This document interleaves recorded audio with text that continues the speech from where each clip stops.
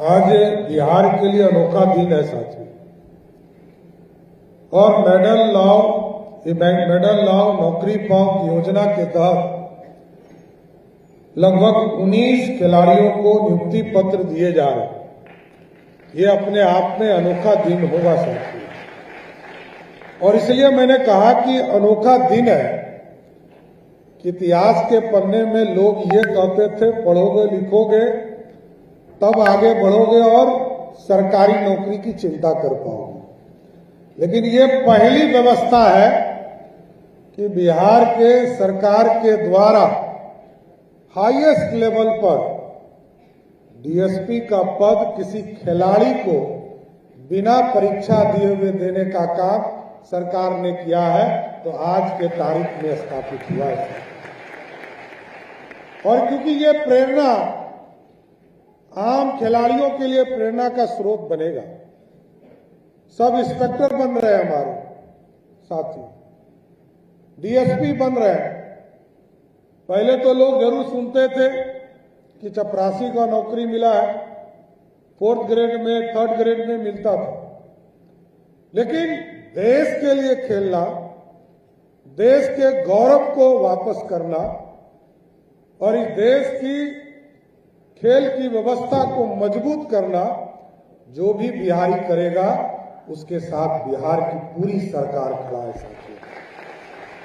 क्योंकि इस देश में आदरणीय प्रधानमंत्री जी चाहते हैं कि पूरा भारत खेलो इंडिया के तहत खेले। बिहार के पूर्व मुख्यमंत्री नीतीश कुमार जी ने मेडल लाओ नौकरी पाओ की योजना शुरू की, छात्रवृत्ति देना शुरू किया, और हमको याद है एक दिन में 2024 में हम लोगों ने तय किया कि बिहार में लगभग 5000 फील्ड बनाने का काम करेंगे।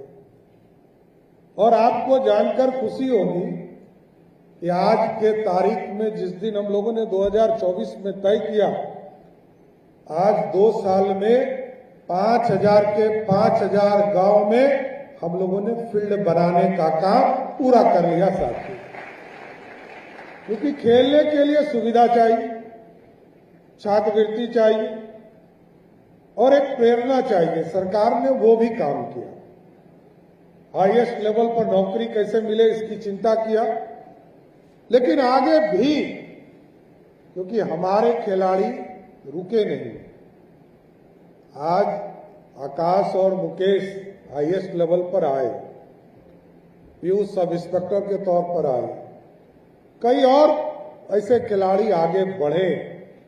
इसलिए हम लोगों ने तय किया है कि 15 सितंबर के बाद जब बरसात खत्म हो जाएगा तो सभी पंचायतों में टैलेंट के तौर पर टैलेंट खोज करेंगे, और वो 6 महीने तक अभियान चलाएंगे कि पूरे प्रदेश में जिस भी खेल में जो खिलाड़ी हमें मिलेगा उसको प्रोत्साहित करके इस देश के लिए खड़ा करने का काम करेंगे साथियों। क्योंकि बिहार का गौरव, बिहार के बच्चे जब आगे बढ़ेंगे तभी बिहार का नाम होगा। क्योंकि देश, पूरे भारत के लोग मिलते हैं तब भारत बनता है और अखंड भारत का सपना साकार होता है। लेकिन जब बिहार के खिलाड़ी आगे बढ़ेंगे तभी बिहार के लोगों की के तरफ, बिहार के लोगों के तरफ लोगों की नजर जाएगी। आज देश और दुनिया में बिहार को खेल के प्रति पिछड़ा माना जाता था, लेकिन आज किसी भी सेक्टर में आप देखिएगा, अभी तो 3 खेल वर्ल्ड कप हुए इस बिहार में।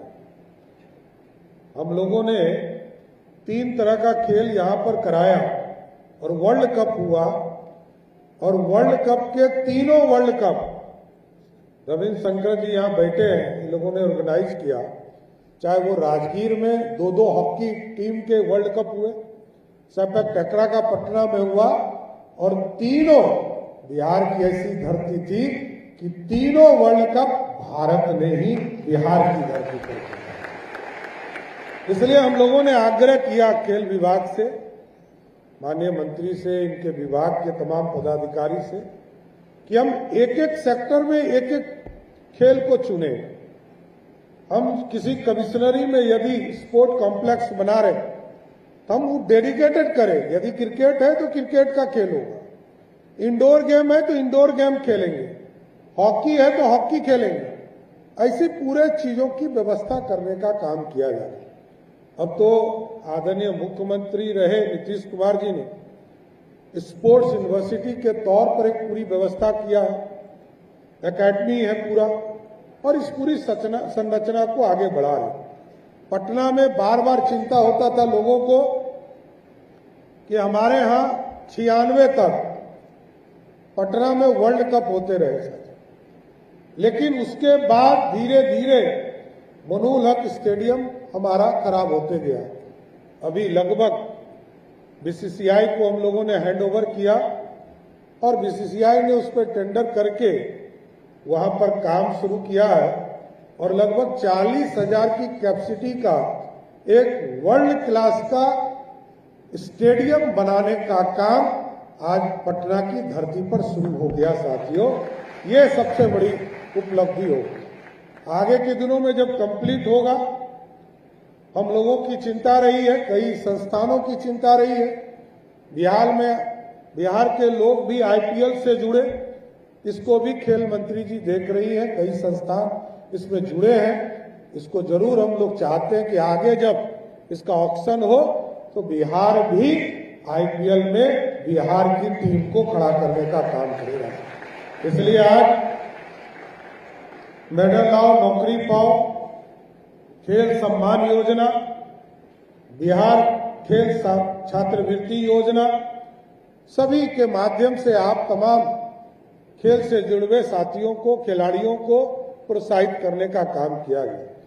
अभी श्रेयसी बता रही थी 2024 में माननीय मुख्यमंत्री थे नीतीश कुमार जी, मैं भी उनके साथ था, विजय बाबू भी साथ थे, और जब ये पुरस्कार जीत कर आई थी देश के लिए तो इनको भी, तब वो विधायक हुआ करती थी, आज मंत्री हैं, लेकिन खिलाड़ी के तौर पर बिहार की सरकार ने इनको भी राजगीर में सम्मानित करने का काम किया, जिससे कि बिहार में खेल की भावना आगे बढ़ते।